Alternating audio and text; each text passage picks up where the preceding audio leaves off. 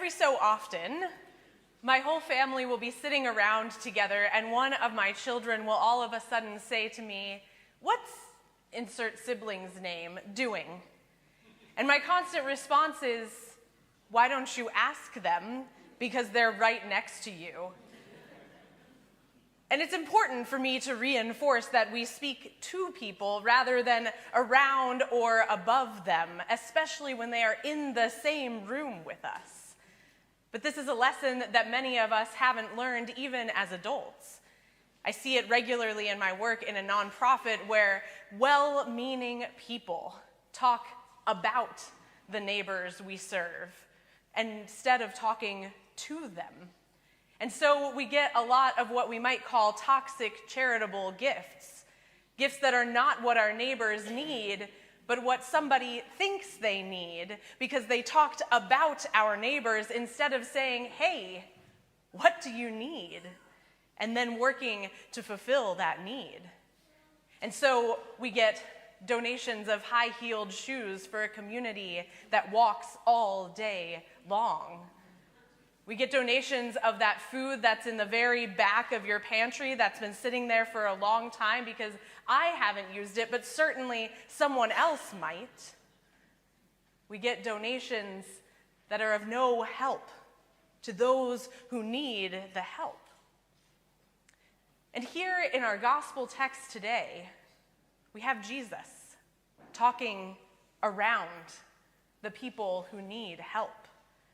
It's quite uncomfortable to hear the way that Jesus talks about this foreigner in our text today, while this foreigner is at his feet, bringing praise and thanksgiving for the healing that he has just received. Jesus is so often the one who shows the humanity of those around him, who invites others to see this is a beloved child of God. Come and see your sibling. Come and touch them and talk to them. Jesus is so often the one who will be touched or touch himself those who have a skin disease, those who are unclean around him. And in fact, often Jesus doesn't even need to be asked before he is already in the act of healing, of giving what people need. He knows that the people are hungry, and so he feeds them. He knows that the people are sick, and so he makes them well. He knows that the community is broken, and he pulls it back together. But here, he talks about this foreigner, as if this foreigner is nothing more than a pet or an object lesson, and it is deeply disconcerting to hear Jesus talk in this way. In fact, I find most of what happens in this text by Jesus to be very different from how he normally acts, and not in a way that I appreciate. Right from the beginning, these 10 men with skin disease show up, and they stand at a distance as they're supposed to do. But Jesus doesn't go to them. When they ask for healing, he says, "Go and show yourself to the priest." Jesus sends them perhaps to a place that they cannot go. For these men who have this skin disease are not allowed into the temple or the synagogue because they are unclean.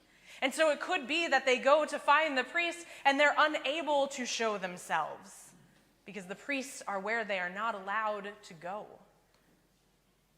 It could be that they find the priests as they are supposed to and all goes well, but it wouldn't surprise me that as these 10 turn away, they are grumbling, frustrated, angry even.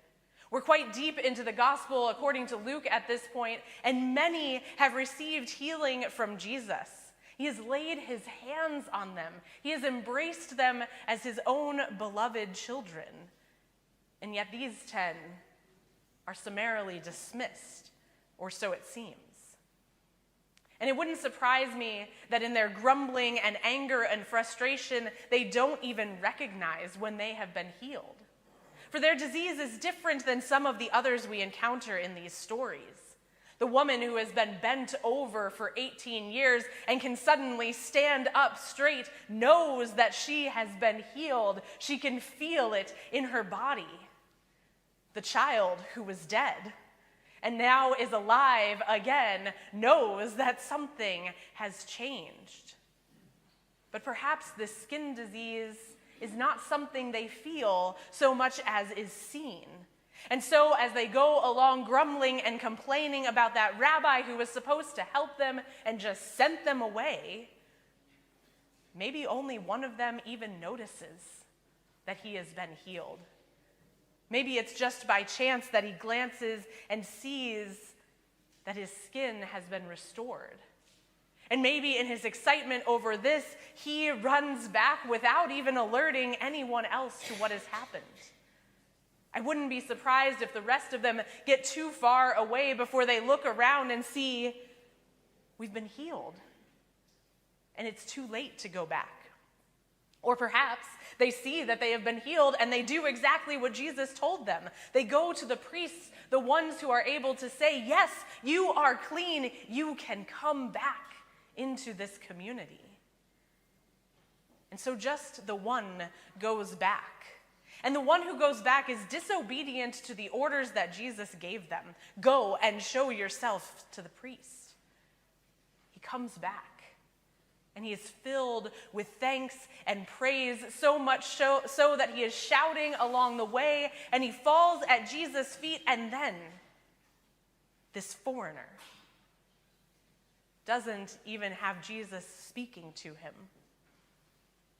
It's deeply uncomfortable to hear Jesus behave in this way. And yet, what Jesus does here is also important. Jesus does heal the 10 with the skin disease. And he does, at the end of this story, finally acknowledge this one face to face. Your faith has made you well. But what he does, by talking about this man instead of to him, by talking about this foreigner being the only one who comes back with thanks and praise, is draw the attention of the crowd to this one. He acknowledges and highlights the way in which this man has been set apart. Set apart in a different way than he has been for however many years he has been plagued with this disease. Set apart in a different way than when he was basically a foreigner even in his own land because he couldn't contribute or be a part of the community. Now he is set apart for the way that he shouts and brings his praise and thanksgiving for what has been done to him. So although it may be uncomfortable, what Jesus does in this moment is bring the crowd in to see this one, to recognize him, and to learn and know that faithfulness is not bound by nations or borders drawn arbitrarily by us. That faithfulness comes from all kinds of people in all kinds of places. And faith makes us well. It's a little awkward that Jesus says that, because the whole reason that this guy came back is because he was already healed. He comes back, as we do so often, in praise and thanksgiving after God has done something good for us. Just like the psalmist, just like Naaman, we are more likely to bring our praise when we can say, look what God has done for me or my loved ones. He brings attention to this man by saying, your faith has made you well. And I think in drawing the community in around this man, part of the being made well is being restored as a community.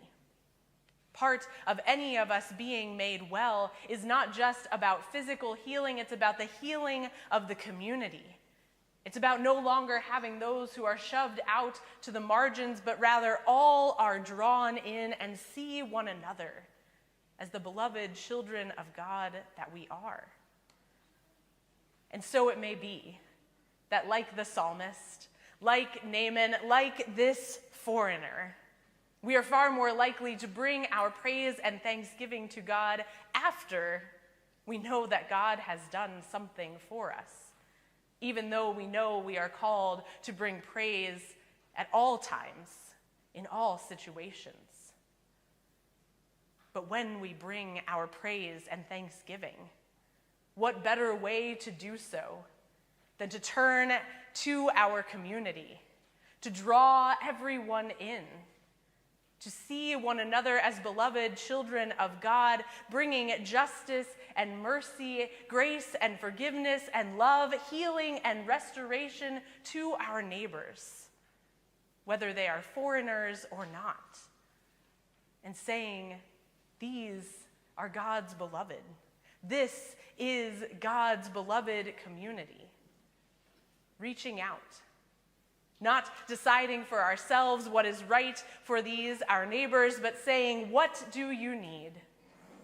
And then following in the footsteps of Christ, fulfilling that need with love so that all can be made well. Amen.